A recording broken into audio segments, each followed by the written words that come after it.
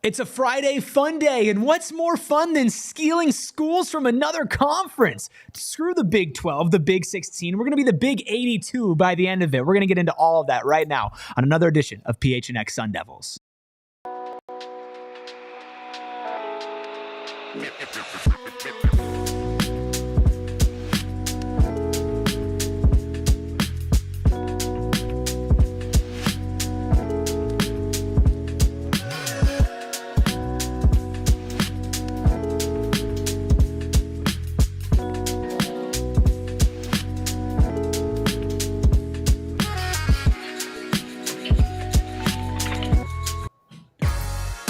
Happy Friday to everybody here on the PHNX Sun Devils Show.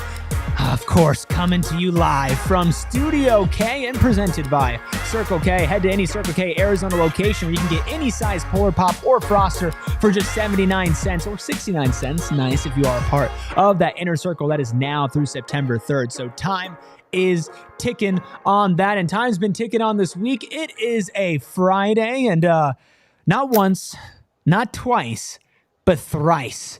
The great Ralph Amsden back again. It's just too much fun, Ralph, doing a show with you, man. How are you? I'm good. I'm glad that you didn't end that sentence with just at too much. I appreciate that. No. Listen, you can never get too much, Ralph, in your life. Listen, guys, make sure you hit that like button. Make sure you subscribe to PHNX Sports. We just hit 30K subscribers. Going to make sure we hit that 35K mark, even faster than the march from 25 to 30. I will address Chad Johnson in the chat. Says, was yesterday's show released on podcast? Missed the live show, but did not see it on my podcast. It should have been if it did not go all the way through. Okay, it is in purgatory right now, loading. So I will make sure that we get that up and posted for you, Chad, to listen to, because we love all of our audio listeners as well. So make sure to look out for that later today. But for today, we're going to be talking about maybe some future conference realignment and whether or not that's a good move. And then, of course, we have Hot or Not, the game show sweeping the nation. Sharon wrapping it up well in the chat says, it's Ralph Week. Yes, it is Ralph Week. And Ralph Week commences, it's the end of it today, but our week on PHNX Sun Devils will continue. Kyle behind the Mac, K-Coop Sports is going to come up with me to Camp T tomorrow. We're going to get some great footage and stuff like that. Do you have any Camp T memories? I know that's what your Sun Devil Spaces was about the other day until it got rudely interrupted by Hurricane Debbie. But do you have any fun Camp T memories? My favorite, not actually at Camp Tonazona, but Camp T adjacent memory is I took a brand new vehicle. I made the minivan leap. You'll be there someday. And brought it up to Camp T for my first ever time covering it, got a hotel. And then the morning of Camp T, just backed the van into a post at the hotel. So I've every single day for the last 9 years have seen the dent in the van because we still have it. And I think of Camp T literally every day of my life, because we never got it fixed. So that was day one. The other was just me in that quarterback battle between Bryce Perkins, Manny Wilkins, and Brady White. It was a lot of fun to witness a QB battle firsthand. And also Mike Bercovici, when he was still there, the way that he would coach everybody else up was just awesome. I mean, I think that probably my favorite thing about Camp T is just seeing the players. If you get there early enough before they hit the field, you just see a bunch of players sitting outside a cabin, just giant human beings in the most humble of circumstances. And that's always a really funny contrast to me. Yeah, so I haven't been able to go up to Camp T for an ASU practice. It'll be my first time going to cover one of those. But funny enough, my family and I were actually able to stay for a weekend up in Camp T because, like, my parents knew somebody who knew somebody or whatever. And so I remember going and staying in the cabins. And, you know, this is when I was younger. And my parents were telling me, oh, yeah, like the ASU players come up here, the ASU, and they practice. And I'm like, in these beds?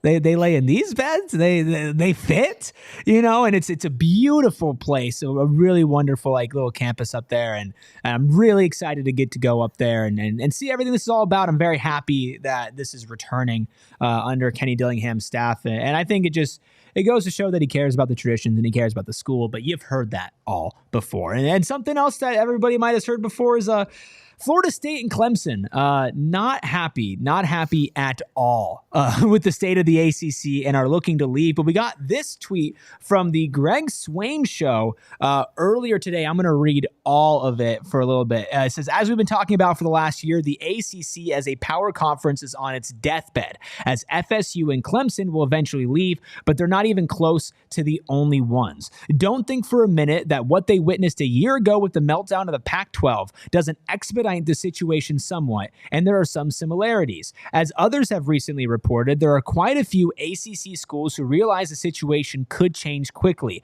and so have been third-party conversations with other power conferences for some time. And like the Pac-12, they'd like to stay if things were equitable with the SEC and the Big Ten, but obviously they aren't. So he said, as we've talked about a year ago with here and on the show, Louisville, North Carolina State, Virginia Tech, Georgia Tech, Miami, and Pitt are known to be interested in the Big 12 should things go bad and they don't get an SEC or a Big 10 offer. So, Ralph, we knew about Florida State, we knew about Clemson, and obviously this is all reportedly, allegedly, but that's 8 schools that say, the SEC and the Big 10, if we're not going there, we're heading to the Big 12. Is this a good thing for the Big 12, or is this like too much of a good thing? Well, the prediction nationwide is that we're going to have 2 super conferences. Right. So the fact that anybody has their eye on the Big 12 right now is definitely good for the survival of the Big 12. I'm new to the neighborhood, so I don't know if I have as much neighborhood pride. I don't know if I'm ready to go out and defend Brett Yormak with my life. However, it's a situation where, do you want Arizona State to be part of the Big Ten when it's just a duopoly, or do you want 3 power conferences? And so I would welcome them, though I disagree pretty heavily with Greg Swaim on the similarities between the death of the Pac-12 and the discontent of the ACC, because one was related to not being able to get a deal done, and another is related to a deal getting done too well. Yeah, I mean, that's fair. And I also think that maybe if we're not saying it's a 1-to-1 comparison between the Pac-12 and the ACC, I do think that it struck some fear in a lot of schools' hearts to see what's happened to a Washington State and an Oregon State. Because if you're not out ahead of things, right, and it's a situation that, quite frankly, ASU was closer to being in than being out of, where ASU was one of the schools that was dragging their feet a little bit on whether or not they're going to be leaving the Pac-12 or not. But if you don't get out ahead of it and you don't go on the forefront and be aggressive and find a home, and especially when it doesn't seem like the SEC and the Big Ten are looking to add a lot more schools right now, because when Florida State and Clemson both kind of made it clear that they were wanting to leave the ACC, there were other reports saying, the SEC and the Big Ten, they don't want that type of drama, and they don't want you to come there to just want to leave in a little bit, and they're pretty content and satisfied with where they are. So all of that being laid out there, if you're your Louisvilles, your North Carolina States, your Virginia Techs, right? Finding a home is the most important thing. And eventually we'll probably go to 2 big super conferences. But right now the Big 12 is the life raft. And as much as you would like to say we'll welcome every single school we can, there has to be a limit at some point. I don't think they're going to be adding all 8 schools, and you don't want to be one that's lacking, and then you end up in a dissolved ACC, and now your conference list, and you're playing like the Pac-2 is going to be playing this season, looking for a permanent home. Yeah, and maybe the ACC will die off. Right now I see 3 upset schools, and as weird as it is, I'm 12 miles right now from ACC headquarters. Like, they're right out here in Charlotte, and it wasn't so much that Florida State believes, hey, we're second to nobody, or that Clemson believes, hey, we're second to nobody. I could understand if, you have Anthony Totri, Shane Diefenbach, and they're getting the standard podcast rate of $50,000 a show, and you're out here getting $30,000 a show. I'm being a little broke boy, and you say like, hey, I should be getting the standard PHNX rate of $50,000 an episode, 5 days a week, and I believe you should be getting that too. And for you to express your discontent, even though your contract lasts another 3-4 years, I think that that's completely normal. Does it mean that the death of you on PHNX is imminent, or that the whole show is going to fall apart? I don't know. But the biggest problem for the ACC is the school that came out to join Clemson and Florida State was North Carolina. North Carolina is the one that's been raising hell lately, and they're in the state with the ACC headquarters, and I think they really have the ability to drive this whole thing off a cliff if they want to. And so, part of me wants to believe that I don't know if the California schools being part of it will last, but the idea that it's going to happen, I don't know if that's true, and could they survive without their two biggest schools? I mean, the Big 12 just did it. The ACC would look to they would have to bring on somebody else, so they would have to be looking to poach or raise up some other schools. But the problem is, I don't know if those schools are available. What are the quality schools that are left? You're going to bring in Oregon State and Washington State to replace Clemson and Florida State in the Atlantic Coast Conference? That's probably not enough to survive. It's probably not enough to make sure that your next set of TV contracts is on par with what everybody else is doing. And also the ACC is at a deficit with what they're getting as far as money in the college football playoff for teams that are participating. And there's just teams that the way they think of themselves, they're never going to accept that, whether they're under contract or not. And I fully understand where they're coming from. Yeah, and I do think that adding schools to the ACC feels like just something that won't happen, right? And I understand, you're talking about geography. They didn't give a crap about geography with the latest schools that they added, right? You're going across the country for that. Hell, what's Oregon State and Washington State, right? We're just going to continue to rack up those frequent flyer miles.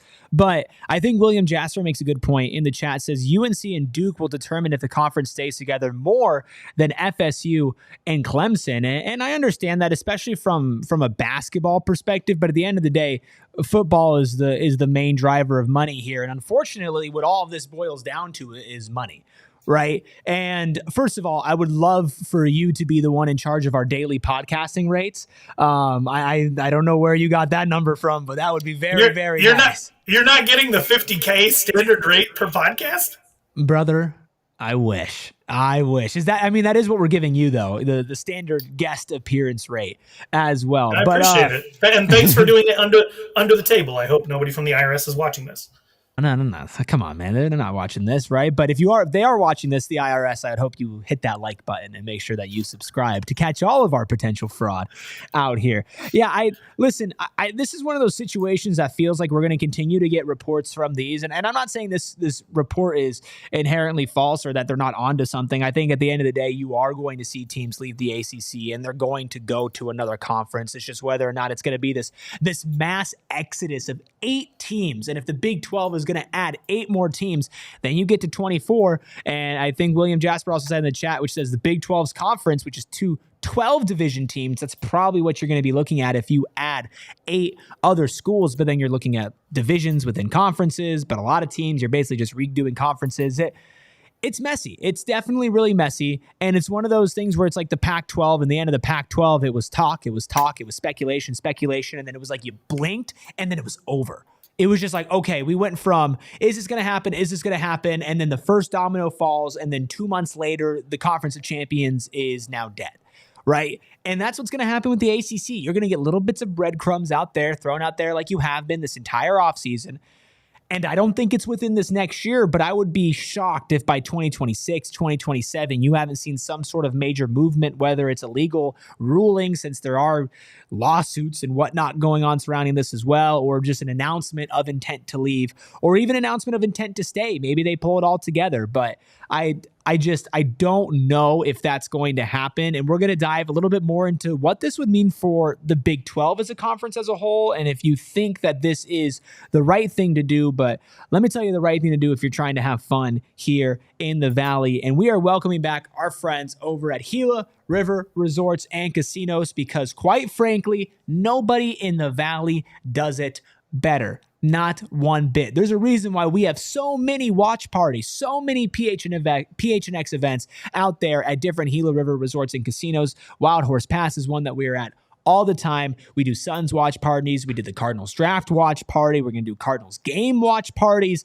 It's a really, really fun time. But even beyond the PHNX events there, they have such an authentic and immersive experience. They've got state-of-the-art gaming floors with over 800 slot machines, 15 blackjack tables, live table games, plus, of course, Arizona's largest casino sportsbook to go along with that as well. Different dining options from upscale to approachable. You've got pizza, you've got burgers, but you've also got Asian fusion. You've got poolside dining, rooftop dining. Ralph, they really do anything. You know, if you come back out to the state, I think me, you, and the boys, Shane and Totri, I think we need a night out at Gila River Resorts and Casinos, because really, at the end of the day, they just want to show you what next level is all about. And of course, you do you at Gila River Resorts and Casinos. Visit playathila.com for more details on how you can do you and where you can do you. And of course, if you're talking about people and investing in the community, you can't say that without mentioning Sanderson Ford. And PHNX is proud to have Sanderson Ford as our official vehicle partner. That's right, official vehicle partner. They have a 65-acre facility. It's the largest Ford dealership in the nation. When you add up all their sales, including retail and fleets, they sell more Fords than anybody in the nation.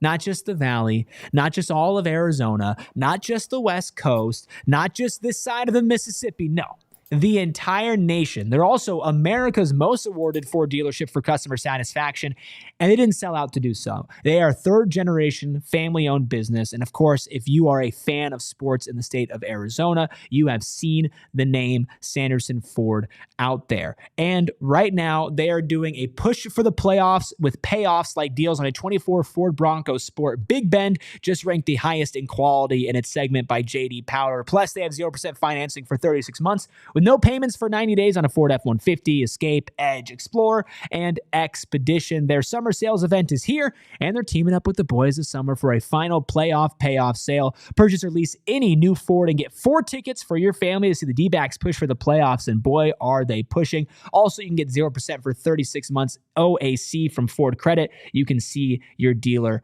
for details. Obviously, Sanderson Ford is always the right move, Ralph, but is it the right thing for the Big 12 to focus on adding as many schools as possible? Because I know Brett Yormark said they're open for business, but is that the best way to proceed with business?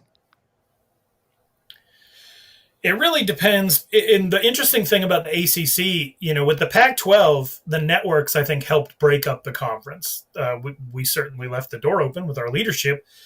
In this case, the ACC and ESPN are the same thing. Like, the ACC network is part of ESPN, is it not? So, this one's interesting because it's very much school driven. It will be interesting if there's the participation from the networks to guarantee an increase in the pot to hold on to the teams that they want to hold on to. I think the most attractive thing for the Big 12 when you're thinking about moving forward is, can you fill in some more time slots? And right now they have UCF. They got a couple of teams in the Eastern time zone, but I don't think it would hurt them to try to grab a couple more. It just becomes like, when does it get ridiculous? Is it Big 12 West, Big 12 East, and you have a 10 and 10? Where would you set that number? Because I'm of the thinking that I still think you need 9 conference games to determine really who you are as a team. Shout out to the SEC, who does not believe that, and they're playing teams like the Citadel in late November. But I think you need those 9 conference games. Could you see a situation in which you have 2 sets of 10 and then the winners meet in some type of championship game, which the conferences have tried to get away from having those divisions. So, I would love for it to be manageable so that teams can play each other as much as possible. But I know the Big 12 did talk about pods, And if we did go into a pod situation, Arizona State probably has nothing to worry about because they're going to be with some of their old Pac-12 friends.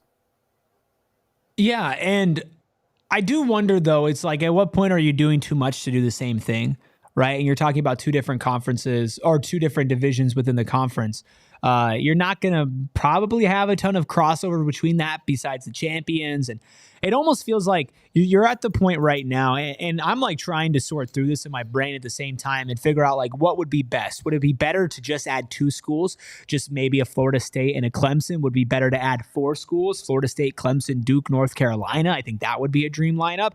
Or do you go all the way? Do you add 8 schools? Do you add 10 schools? Do you take the entire ACC? Like, what's the line here and what's the best way? Because if you do have 24 teams and you split it into 2 divisions of 12 or maybe pods of 6 with some crossovers between those pods, I understand the marketing strategy behind that. I understand the television schedule behind that. I understand you have different time zones, so you can basically take over an entire day and having games broadcasted.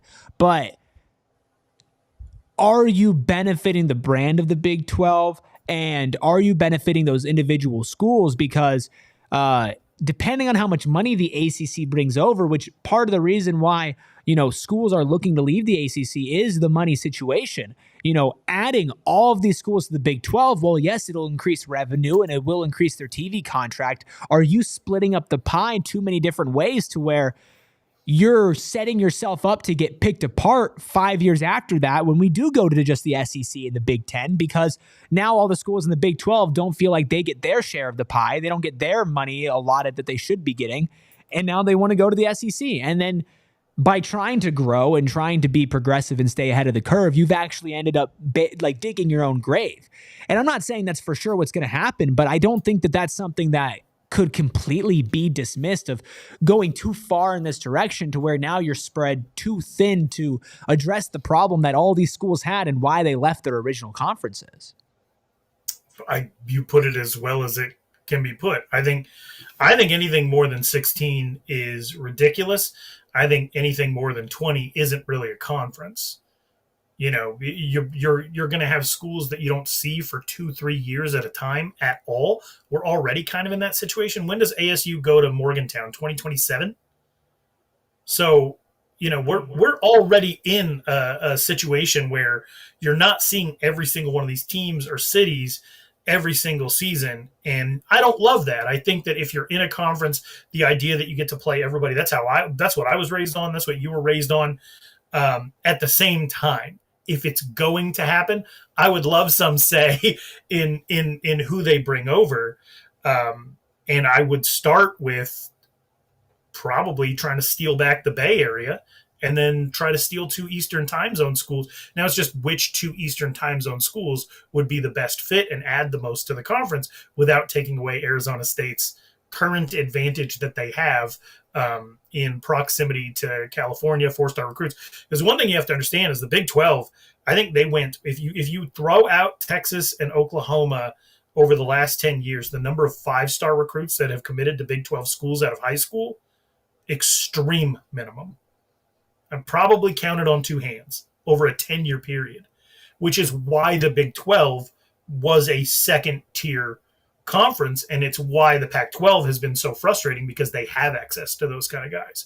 So, are you going to bring in schools that are going to raise the level of talent that you're getting out of high school? Not that that's end-all be-all with the transfer portal, but I do think that it's important to not fall behind because you've ignored what your talent base might be. And I think you'd have to factor that in with the teams that you're looking to bring on and understand, though, there will be competition for those teams amongst the Big Ten and the SEC. And I think also at the end of the day, you have to look at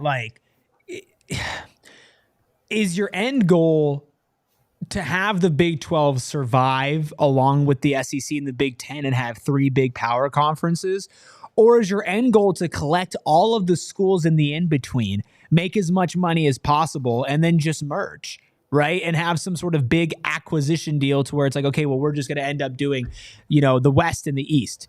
You know what I mean? It really, at the end of the day, is like, what does Brent Yormark really want from this? And we're talking like a decade down the line. This will not all be answered in the next couple of years. You might have a couple teams officially look to, or schools officially look to leave the ACC, or maybe you might have some additions to other conferences. I don't know where, Oregon State and Washington State are going to go. But if we're talking about the total dissolvement of most of the Power 5 conferences, 2030s is when that's going to be happening, and it's going to kind of be like a slow drip in there. And I don't have a problem with the Big 12 being the conference that scoops up all of these schools, but listen, you're already losing, like you mentioned, the stuff that we were raised on, where it's your rivalries and it's your 5 power conferences. And within that, you have your little bubbles in those conferences, or your little divisions and the teams that play each other. And you have that history there as well. And I don't want to lose it any more than we have, but it's inevitable. And it's not really about what I want. It's not about what you want. It's not really about what the fans want. Hell, it's not even really what the schools want. It's what the money drives. And that sucks. And Clint put in the chat, it says, truly at this point, I don't think it's up to Yormak.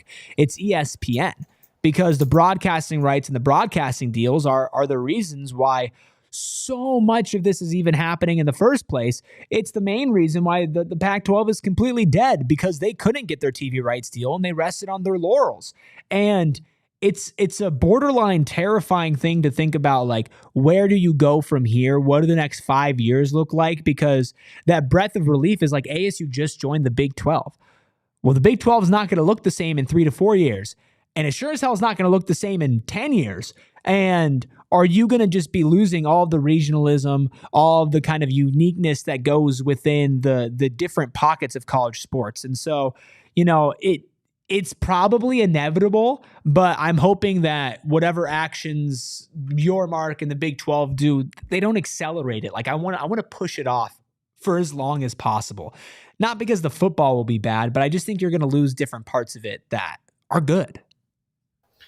Yeah, and I'm sure that the younger generation than us that has no link to this tradition, they'll be okay with it. Right behind my chair, I got an ABA basketball sitting in a box right now, and I'm thinking about the fact that the Indiana Pacers, there's people who grew up that are like, oh, we're losing everything. The St. Louis Spirit, what are we going to do without the ability to play them? And they ended up thriving in the NBA, and people were raised up thinking, oh, Pacers, Knicks, that's tradition. So I'm sure that our loss will become somebody else's tradition, even though it feels like everything in society is moving way too fast to have any type of foothold in anything. The tradition and the pageantry are what make college football different and fun and good. And so you're really, really going to have to buckle down and cling to individual school traditions and what makes you unique, because you're not going to really be able to measure your history by your opponents anymore. And there are schools that have been dealing with this forever, and they've been fine. Utah has gone from conference to conference. TCU has gone from conference to conference. Appalachian State went on a 4-year streak of not losing any home games and beating Michigan so that they could jump up into the higher levels. And they say tradition be damned. We don't care about being FCS champions anymore. We want a piece of everybody, right? And so if you feel like you're building towards something, you can surrender things from your past. But it feels more like musical chairs for a lot of these schools that, is Stanford better off now that they have to go to Duke to play? Probably not. I don't think that, I don't think that USC potentially losing the Notre Dame game is good for college football. I really don't. I don't think that the movement that created the disconnect between Texas and Texas A&M, as well as the disconnect between West Virginia and Pitt, is good for college football. Your rivalries are important. Maybe not every opponent, but that should be something that's taken into account. And instead, the only priority in every situation really just seems to be, can I secure the bag? And how on God's green earth are you going to look at the players trying to capitalize on their name, image, and likeness and say, damn those kids, when the coaches have been bouncing around for a check and the schools themselves are bouncing around for a check? They're just playing follow the leader. And the fact that we put all this onus on the players that they have to be the bigger person is insane to me. Yeah, and it's the same line of thought when you want to shit on a kid for going in the transfer portal. But at the same time, a coach can jump around whenever and usually get away with it unless you're Jed Fish. There are certain cases where you are going to get thrown in the dumpster for it. But you're right, and it's always been about the money, and it's never not been. But it's been more hidden and more like, hey, we also care about everything else too. And I do think at a certain point when you take the joy out of it, it's going to rear its ugly head sooner rather than later. I just hope that you don't lose that joy if you continue to try to push towards what they are pushing towards. And at the end of the day, the games are still going to get played. The athletes are going to get better.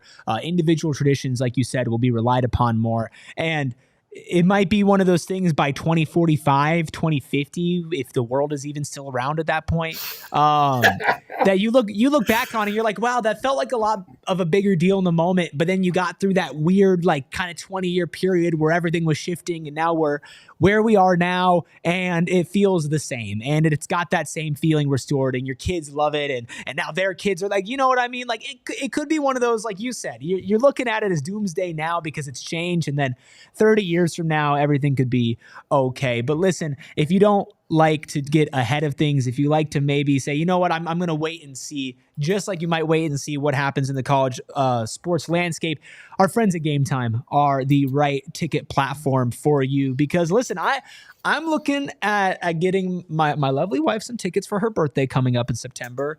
And let's just say that the artists that she would like to see, tickets at the very top are $375 each on some ticketing sites right now. And that's a lot of bread. But you know what I told her? I said, listen, we're going to play a little risky game, right? And it's not that risky when it's with Game Time, but we're going to wait until a little bit closer, until maybe some last minute, and we're going to snag some amazing deals on the Game Time app. And I'm going to be doing it for a concert, but you could be doing it for a sporting event. We mentioned earlier the Diamondbacks. You got the Diamondbacks hat on. They're going to be in their playoff push. You can use it for playoff tickets. You can use it to get in the door game or day of the game. Of course, the Sun season is coming up. ASU season is coming up.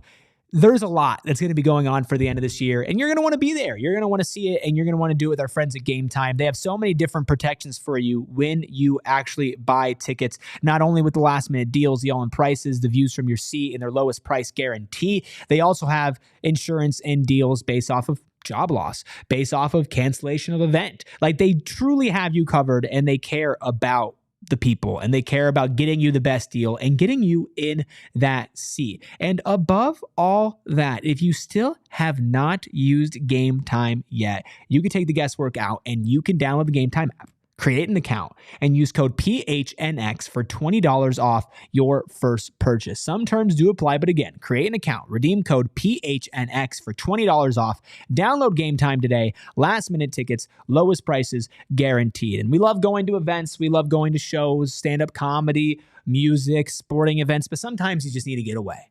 Sometimes you just need to go out to Camp T, and you need to camp, and you need to be lost in the wilderness, and even though you want to disconnect from society, you still want to bring some stuff with you, and you want to keep it cool. And you could do that with our friends over at Rugged Road. They are dedicated to creating innovative and durable outdoor gear for adventurers who demand the best. I don't know if I've ever heard this word before I heard of Rugged Road, but floatability is one of their most unique features on Rugged Road coolers. They always float upright. So you can just have them in a pool of water, have them wherever, and it's not tipping over. It's not spilling your drinks. It's not doing anything like that. It's staying upright. It's got lightweight design. It's durable. It's dependable. You can use it for a variety of outdoor activities, from fishing and tubing to camping and tailgating. And I know tailgate season is coming up, so you want to keep that in mind as well. They are designed to meet the needs of every outdoor or sports enthusiast, and their coolers are guaranteed to keep your contents cool for at least up to 7 days, but oftentimes even much longer than that. I mentioned the first time we did a Rugged Road read earlier this week. I went to the beach a lot while I was on my honeymoon, and I did not have a Rugged Road with me. I had an older cooler, and then I saw this, and I'm like, I really wish that I didn't have to deal with the fact that I had to lug that thing around, and it was warm within like hours. This is days. You can keep it cool for days. And you can get ready for your summer adventures with Rugged Road coolers. Head to ruggedroadoutdoors.com and use code PHNX for 10% off your order. Lightweight, durable, always floating upright, perfect on land or water. So leave that old heavy cooler at home, talking to myself, and get yourself a better cooler for the new season. Rugged Road, your ultimate outdoor companion. Ralph, you mentioned that you've watched some Hot or Nots before. It is an absolute tradition here. I need everybody to hit that like button. I need everybody to subscribe to PHNX Sports as we bring on the man behind the Mac, Kyle Cooper. It is your time to shine. You're going to be giving us 3 different topics. And Ralph, the question is simple. Are these things hot or are they not? So Kyle, the floor is over to you. Our first topic on Hot or Not is what? All right, first topic, cold showers, hot or not? Ooh, physically, no. They are technically not hot. In certain situations, like I am always a default hot shower guy, always. But when it's really hot outside and you just worked out or you had a long day, you're doing some yard work, when I first get in, I'll keep it cold. And then I'll turn it up to the heat.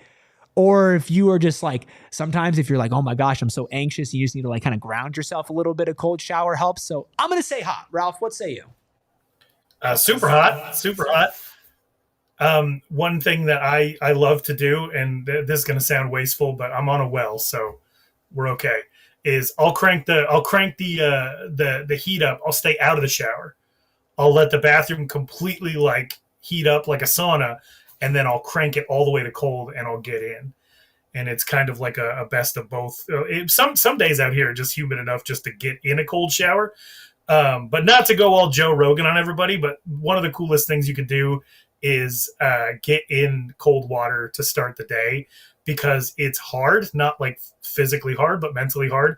And it feels like you have at least accomplished something before 8 a.m. So I'm big on the cold showers. That's like a daily thing for me.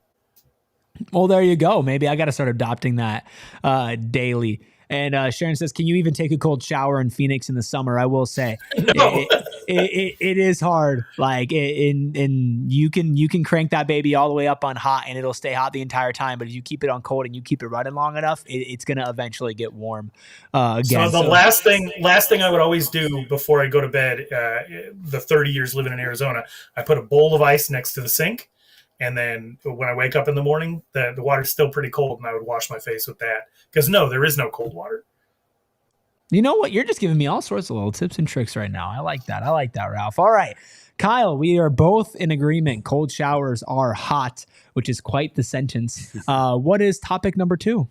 Topic number 2 are double arm sleeves. When a player wears 2 arm sleeves, are they hot or not? Which sport? Any sport? We're going to go football. Football. Hot. You know what? I like the dudes who get all geared up, right? So I'll take the double arm sleeves. I think it's fun. I think it's hot, Ralph. I have no idea where you're going to be going on this one. I agree.